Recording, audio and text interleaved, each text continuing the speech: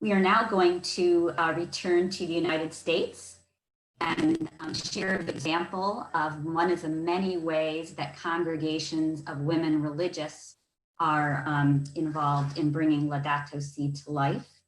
And we're very pleased to have Sister Gail Worcello from the Green Mountain Monastery in Vermont. So Sister Gail, we invite you to share your presentation and share your experiences with us.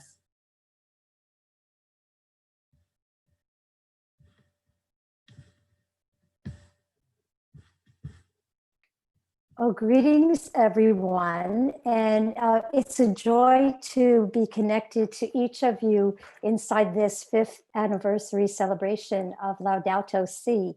And I thought that what I'd like to do is introduce you to our community, Sisters of the Earth community at Green Mountain Monastery and the Thomas Berry Sanctuary, by giving you a bit of background first that grounds our practical ways of living sustainably. So with that background in mind, I'd like to just introduce to you Father Thomas Berry. In 1984, during my novitiate with the Passionists, the sisters of the community brought in guest speakers and scholars to give us classes. And Father Thomas Berry, who is the man on the right in the picture on the upper left of the screen, came in to give us classes. And during that time, he oriented us to the universe story and our role in that story as humans, as Christians, and as members of the Earth community. And also oriented us to the devastation that was taking place on the planet, and pointed out, like within the charism of the Passion is charism, that this is the place where Christ is suffering his present passion. And Jem asked the question, do Catholics care? And Thomas Berry was a Catholic priest who cared so deeply, and his voice was one of the early voices that was speaking out and alerting us to the devastation that was taking place on the planet, speaking about this over 40 years ago. And I began my studies with Thomas in my novitiate, as I said, in 1984, until his passing in 2009. In 1999, I was missioned by my Passionist community with Father Thomas and Sister Bernadette to found the first Catholic community of sisters whose specific mission is the healing and protection of Earth and its life systems. So our fundamental orientation inside of this mission is to go into the future with the natural world as a single sacred community. And this is an eco-poetic way of saying what all of the speakers have been saying. It's the language of the heart, a single sacred community. The focus of our mission is bringing about what Thomas Berry called the Ecozoic Era. And it's a phrase coined by Father Thomas, which translates as house of life. House of life. And it's similar to what Pope Francis calls our common home. So eco, the translation of eco is house, and zoa means life. And where does this word ecozoic come from? It comes from the geological history of our planet Earth. So early on, the early Earth was called the Paleozoic. That's early, paleo, and zoa, life, early life. And then we had the Mesozoic. So Earth moved through the Mesozoic era, middle life of Earth. Ceno means recent. So the Cenozoic was the most recent life emergence and unfolding of the planet. And that took place over the last 65 million years. And we are at the end of the Cenozoic era. So Thomas Berry proposed what we're facing now and what Pope Francis is articulating so clearly in Laudato Si, that we're faced with either going into the future as a house of life, an ecozoic community, or going in another direction, which Thomas referred to as the technozoic.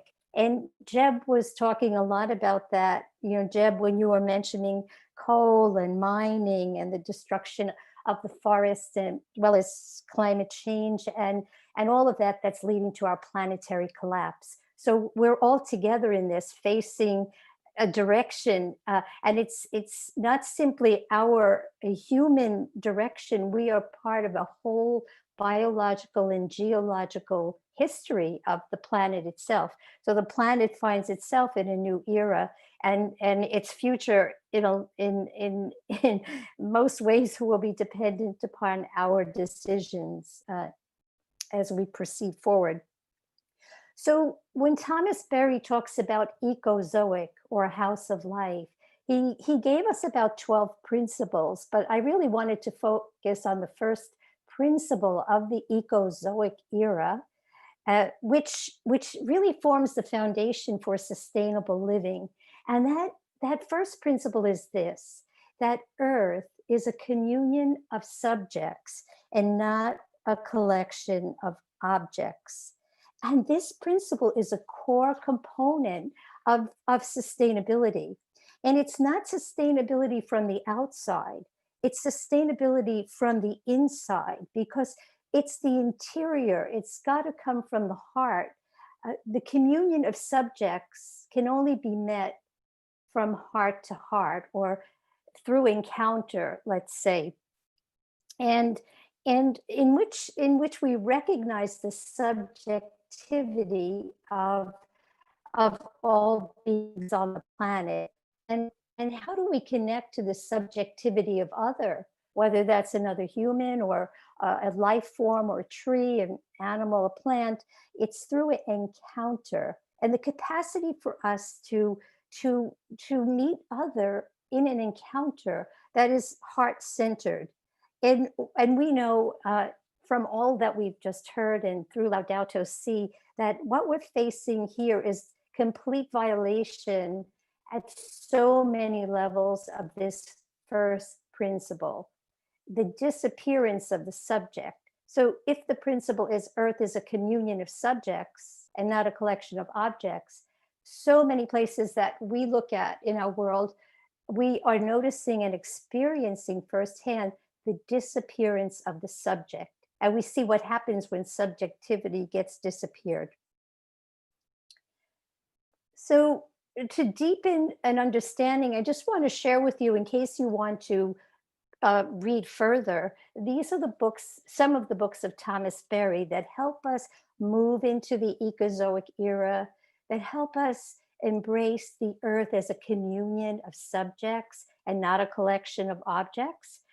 So these are some reference materials for you if you would like to pursue the writings of Thomas Berry further. Now, in Laudato Si, Pope Francis writes that there is nobility in caring for the natural world through daily actions. So I'm just going to share with you that nobility of how are we caring for the natural world through our daily actions. And maybe, you know, you can relate to what I'm saying because maybe you're doing the same thing, or this will be inspiring to you and maybe get you to think of more practical ways you yourself can enter into the communion of subjects. So the first thing that I'd like to mention is our solar panels, and we just had a beautiful presentation on the solar panels. Our entire monastery is facing south, so our total building is a receptacle for the sun. And about 15 years ago, we engaged in a program that our state had, which was a rebate program. And we received a huge discount on these solar panels. And so since that time, for 15 years, the sun has generously provided us with electricity. And another practical way of being sustainable here is that we installed a wood burning stove that is called a Russian fireplace. And this fireplace is completely sustainable because the inside tubes in which the smoke circulates gets clean. So when the smoke spews out the top, there is no pollution happening. And all of the stones in our fireplace come from local area. And then we embedded in those stones that you see, the fireplace on the right, the Russian fireplace, we embedded the history of the geological history of Vermont. So this stove is not just sustainable, but it's beautiful. And it's also a teaching tool to help us learn the geological history of our particular bioregion. And another way that we live sustainably here is we have a commitment to sustainable building design. And years ago, we decided to use a renewable resource from our own land. So straw in this part of the world is renewable. So the farmers cut straw every year. And so we decided, with the help of a building company, a sustainable building design company, to build a straw bale hermitage for our guests who want to come here on retreat. So the building school had a class on timber frame design, which you could see on the left. And the students constructed the frame, and that building school then donated the frame to us. And then we worked with the building school to create the straw bale house. And the straw bale house is very sturdy. It will never fall. And the straw is covered over with stucco that you can see in the bottom picture. And we've had the building now for about 12 years. And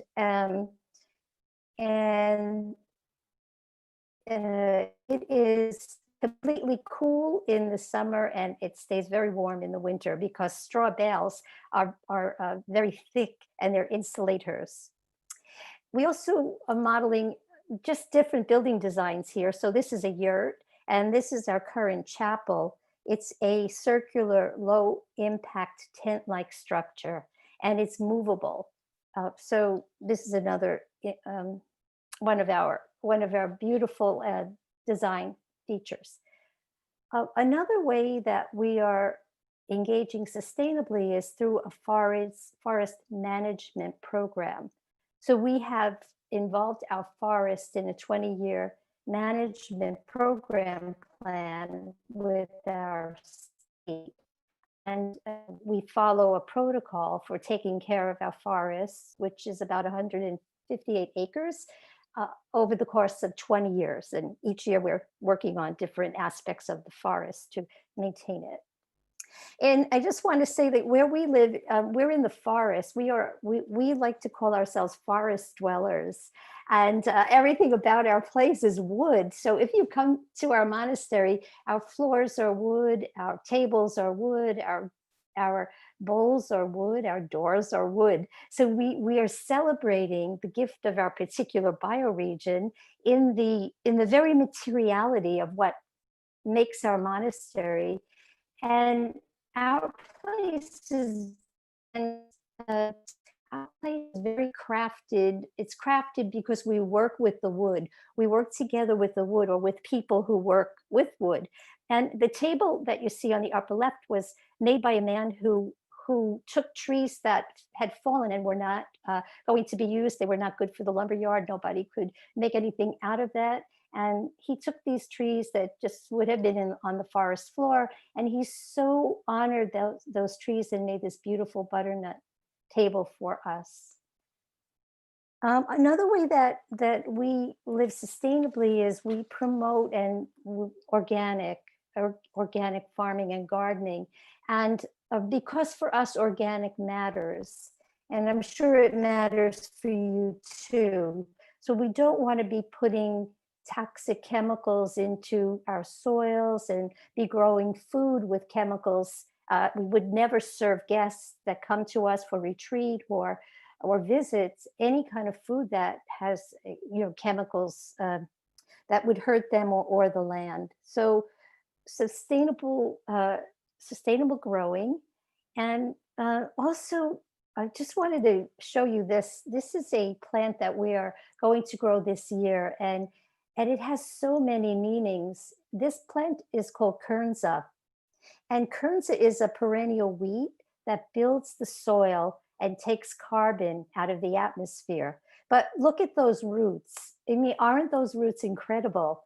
But this is an incredible plant that is actually helping the earth, and it's a wheat that it's a perennial, so it's a wheat that continues growing. And it reminds us that we need to honor our roots, that wherever we are, we need to come home to place, to know the place, to come back into the rootedness in place, to know the life community that is there wherever we live. And here are just some photos of our organic gardens. And our gardens are built on a design called permaculture design. And permaculture design is a systems approach to growing food and to living within the total system of the life community.